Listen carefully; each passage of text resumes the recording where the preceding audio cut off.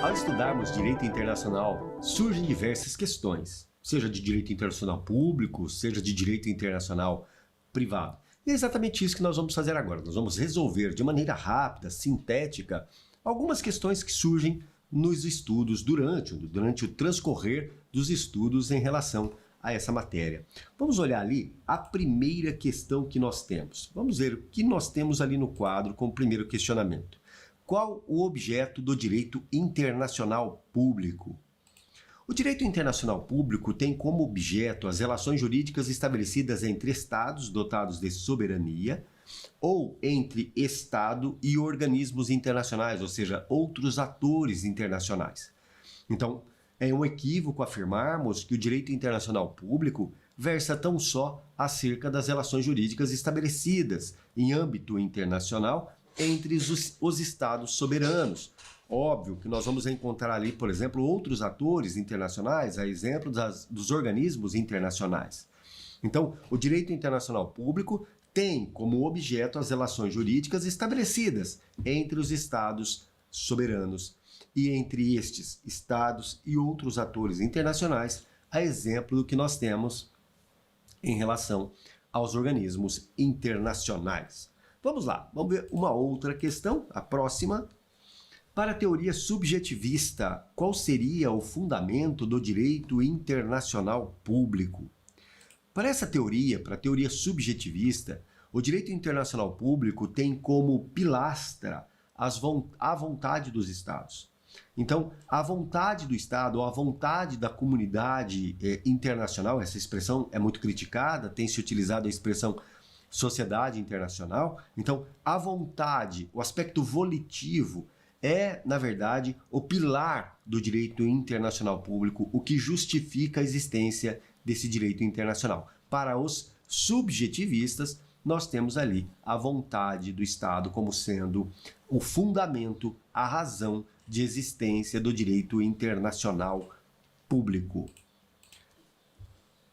Quais as primordiais fontes do direito internacional público? De acordo com a doutrina majoritária, nós podemos destacar aqui as fontes primordiais do direito internacional público. Quais sejam?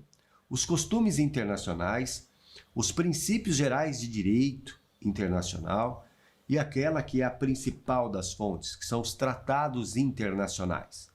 Então eu tenho aqui três fontes primárias que são as primordiais. Quais?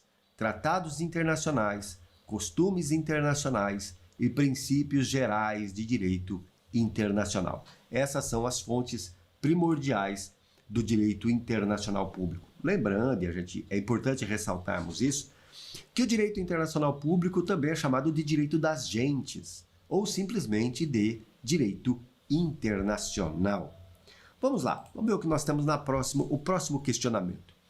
Como fontes do direito internacional, os costumes podem ser classificados como universais e particulares. Perfeito, é exatamente isso. Quando se fala dos costumes como fontes do direito internacional, a gente está tratando de comportamentos que são reiterados e que geram a convicção de obrigatoriedade. Eu tenho costumes ali que, na verdade, criam essa convicção de obrigatoriedade em relação a toda a comunidade internacional, a todos os estados, sem exceção.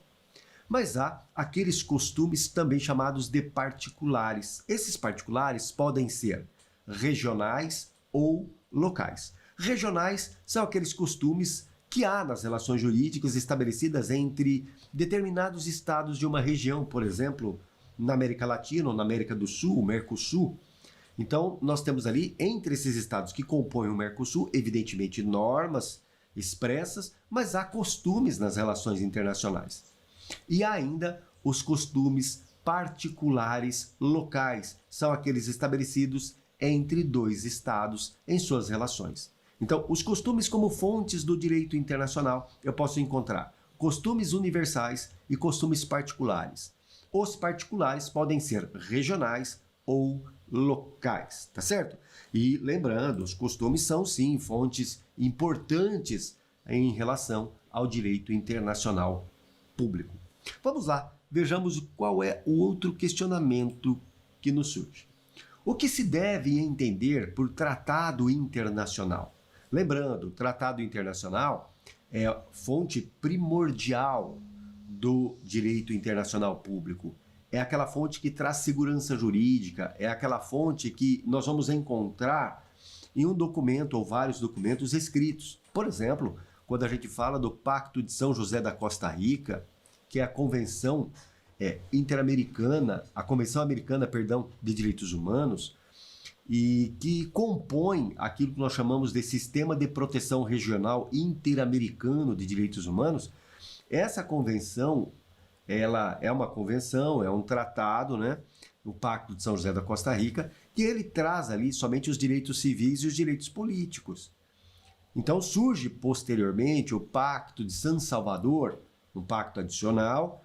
Esse pacto adicional nos traz direitos culturais, direitos econômicos e direitos sociais. Então a gente percebe que os tratados constituem, na verdade, uma convenção estabelecida entre estados ou estados e organismos internacionais. Portanto, é um ato, é um instrumento escrito que depende, obviamente, de ratificação, onde esses estados assumem ali certos compromissos em relação àquela determinada matéria. Então, o tratado internacional nada mais é que uma convenção estabelecida entre estados ou estado e outros atores internacionais por meio de um documento escrito, respeitado todo o procedimento para internalização e também para a internacionalização do que há ali estabelecido. Então, esse é o tratado internacional.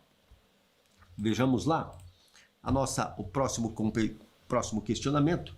Compete ao Congresso Nacional resolver definitivamente sobre os tratados internacionais. Na verdade, essa questão aqui nos remete à situação de procedimento para que haja, de fato, a incorporação de um determinado tratado no nosso ordenamento jurídico. Qual é o procedimento a ser adotado para que ocorra essa internacionalização? Quando a gente olha para os tratados, convenções e atos internacionais, observando o que há na Carta Constitucional, observando o que há na Constituição Federal, obviamente que nós vamos dispensar atenção ao artigo 49, inciso 1º da Constituição, que diz ali exatamente o seguinte: compete de forma exclusiva ao Congresso Nacional decidir definitivamente a respeito de tratados, convenções e atos internacionais que acarretem ônus ao patrimônio nacional. Então, quando se fala da competência do Congresso, nós temos a expressão resolver definitivamente a respeito de tratados, convenções e atos internacionais que geram ali ônus, gravame ao patrimônio nacional. A questão que se põe é: o que significa essa expressão decidir definitivamente? A gente sabe, para que haja a incorporação do tratado internacional, para que ele produza efeito internamente e externamente, é imprescindível a ratificação do chefe do Poder Executivo. No nosso caso, levando em conta o artigo 84 da Constituição Federal, a ratificação levada a efeito pelo Presidente da República.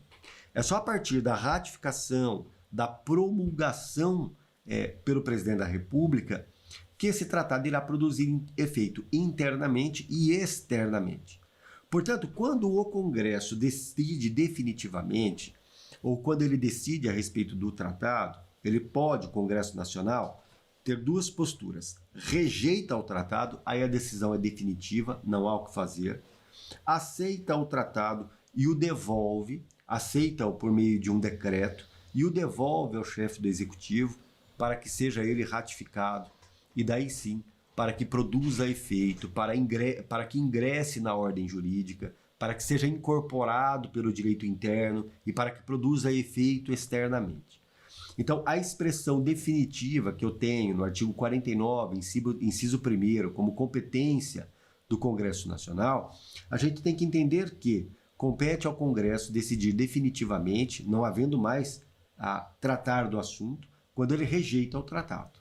Agora, quando ele aceita o tratado, Não é nesse momento que o tratado ingressa na ordem jurídica, não é nesse momento que esse tratado é incorporado, não é nesse momento que esse tratado produz efeito externamente. Depende de ratificação pelo presidente da República e promulgação por ele. E é a partir desse momento que este ato passa a produzir efeito. Então, compete ao Congresso Nacional, a pergunta que é trazida, resolver definitivamente sobre os tratados internacionais? Sim, de acordo com o que está estabelecido no artigo 49, inciso 1º, mas eu não posso concluir diante disto que a decisão do Congresso aí seja a última decisão e que leve, de fato, à incorporação desse ato no ordenamento jurídico, tá certo? Vamos lá, vamos ver o que nós temos em relação a outra questão. Tem uma outra questão aqui na tela, vamos lá. Compete ao STF julgar em recurso extraordinário as causas decididas em única ou última instância, quando a decisão recorrida declarar a inconstitucionalidade de tratado. Perfeito, essa é uma das competências do Supremo Tribunal Federal, observando o que há no artigo 102 da Constituição, ali nós vamos encontrar essa competência do Supremo. E esse dispositivo constitucional que fala da competência do Supremo Tribunal Federal, ele diz exatamente o seguinte: compete ao Supremo Tribunal Federal julgar em recurso extraordinário as decisões proferidas em única ou última instância, quando declarar a inconstitucionalidade de tratado e de lei federal. Perfeito? Tá. Desse dispositivo e de outro dispositivo que versa sobre a competência do STJ para julgar em recurso especial também o tema, esses dois dispositivos colocam, na sua literalidade, em equivalência o tratado internacional e lei federal. Disso surge a possibilidade de concluirmos que o tratado internacional e lei federal, dentro da nossa estrutura, dentro do ordenamento jurídico interno, dentro do nosso direito, tem equivalência. Então, permite essa interpretação, que no meu entender é uma interpretação absolutamente equivocada. Para mim e para a doutrina majoritária, os tratados internacionais são dotados de supralegalidade. Alguns constituem ali matéria constitucional, constituem tem na verdade qualidade constitucional, tem matiz constitucional. É o caso dos tratados que versam sobre direitos humanos. Mas, para a doutrina majoritária, os tratados internacionais comuns, que não versem sobre direitos humanos, teriam ali a característica da supralegalidade, estariam abaixo da Constituição, mas acima da lei. Não é esse entendimento, entretanto, do Supremo Tribunal Federal. O Supremo Tribunal Federal entende que os tratados internacionais, aqueles que não versam sobre direitos humanos, ingressam na ordem jurídica como lei ordinária, tá? Portanto, equivalente à lei. O que entendo que é um manifesto equívoco, porque afronta, inclusive, o artigo 27 da Convenção de Viena. De acordo com o artigo 27 da Convenção de Viena, o Estado signatário de um tratado, aquele que convenciona com outros Estados soberanos, não pode alegar a existência de norma do direito interno para deixar de cumprir uma cláusula convencional constante do tratado. E desse dispositivo do artigo 27 da Convenção de Viena, a gente retira a conclusão de que as leis não podem revogar os tratados. Portanto, lei não revoga tratado. Isso me permite afirmar que os tratados são dotados de supralegalidade. Esse é o entendimento doutrinário que busca, inclusive, preservar o princípio da boa-fé em âmbito internacional. Mas o Supremo Tribunal Federal não entendeu dessa forma. O Supremo Tribunal Federal acaba entendendo que os tratados internacionais são, na verdade, ingressam na ordem jurídica como lei ordinária. Portanto, se interpretarmos dessa forma, podemos dizer que os tratados podem ser, sim, revogados por lei. Tá bom? Vamos lá, vamos ver outro questionamento que nós temos. Os tratados que versam sobre direitos humanos ingressam na ordem jurídica brasileira como emenda à Constituição Federal? Vamos lá, vamos explorar um pouco mais esse tema, né? Então vamos aqui, preste atenção. A gente tem que entender, primeiro, que os tratados internacionais, e aí eu vou deixar de lado o entendimento do Supremo, e nós vamos tratar aqui levando em conta o aspecto doutrinário. A gente tem que entender que os tratados internacionais são celebrados entre estados soberanos, são compromissos assumidos perante a sociedade internacional. Portanto, imaginemos que cada integrante desse tratado, aquele estado que faz parte do tratado, que convencionou, ele agora pega o tratado, leva lá para o seu país, para o seu estado, e por meio de lei, ele simplesmente revoga o tratado e não o aplica no direito interno. Percebe que ele está, na verdade, traindo a confiança dos demais integrantes dessa convenção? É exatamente isso. Levando em conta esse aspecto, a gente pode afirmar que, se eu comparar um tratado internacional que obedeceu todo o regramento para sua incorporação ao direito interno, ele ingressa na ordem jurídica interna daquele Estado que compõe aquela convenção com status supralegal, está acima da lei. Por quê? Porque o legislador ele não pode revogar esse tratado sob pena de trair a confiança dos membros daquela convenção, dos estados que ratificaram aquela convenção.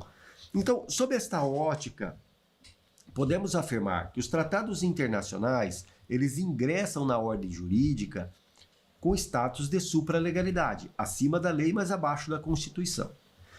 No caso dos tratados que versam sobre direitos humanos, e agora eu olho para o nosso ordenamento jurídico, eu olho para a nossa Constituição, há um problema. Por quê?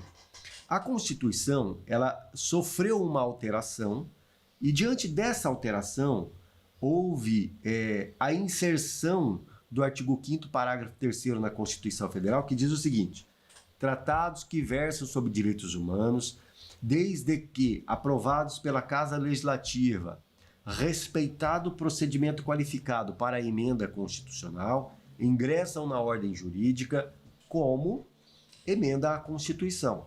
Até aí tudo bem, não há problema. Então, desde que ratificados, observando-se o quórum qualificado para a emenda, ingressam na ordem jurídica como emenda à Constituição.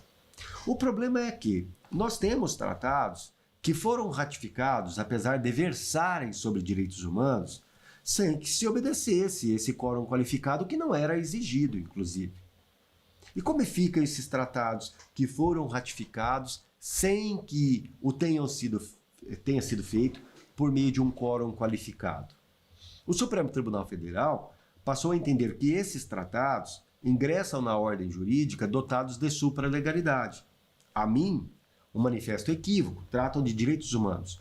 E se a gente observa o artigo 5º, parágrafo 2º da Constituição, ali está dito que os direitos e garantias fundamentais previstos expressamente no texto constitucional não excluem a possibilidade de termos outros expressos em tratados internacionais.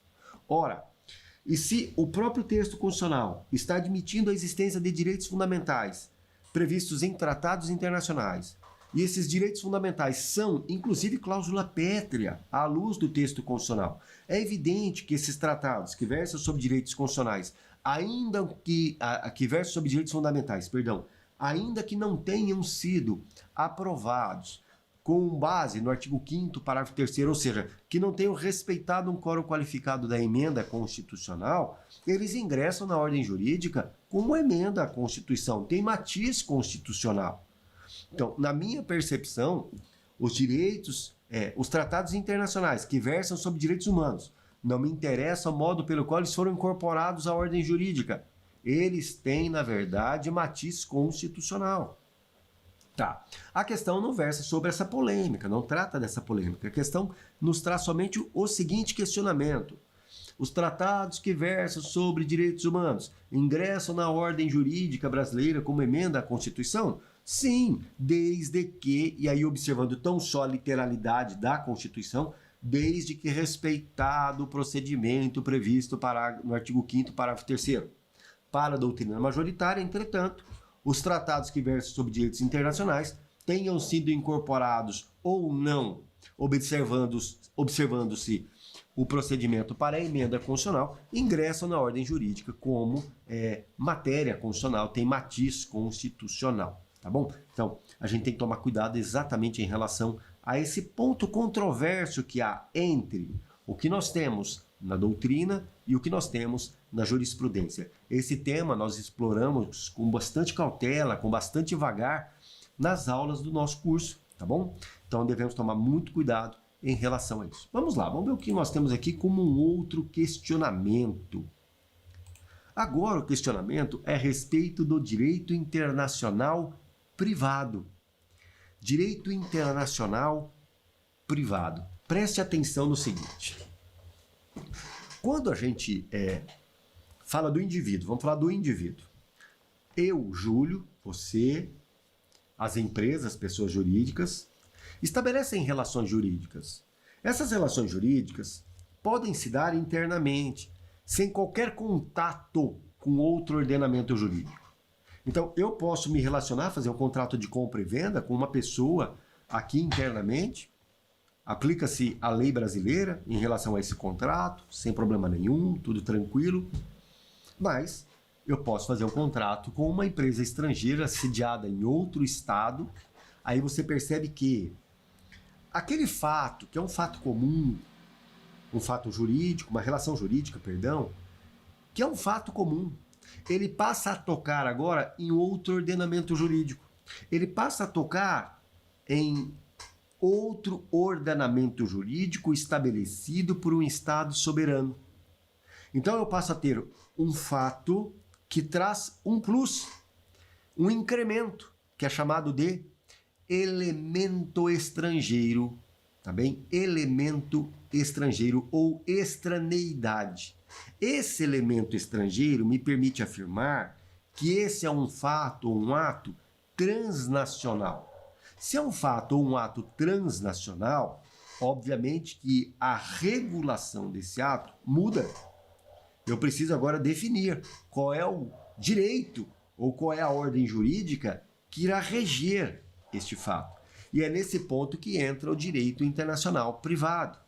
O direito internacional privado, ele coordena a aplicação da norma a determinado fato transnacional. Ou seja, ele determina qual é a norma jurídica, qual é a norma estatal que irá reger determinado fato transnacional. Se é a lei francesa, se é a lei brasileira, se é a lei argentina, ele irá definir isso. Então, o direito internacional privado, ele surge primordialmente para coordenar as normas estatais que serão aplicadas a determinado fato internacional. Obviamente, não se esquecendo de alguns princípios, princípio da dignidade da pessoa humana, princípio da igualdade, princípio da liberdade. Então nós vamos ter ali esse direito internacional privado regendo as relações estabelecidas entre indivíduos tão só ou entre o indivíduo e o Estado. Por exemplo, quando se fala de nacionalidade,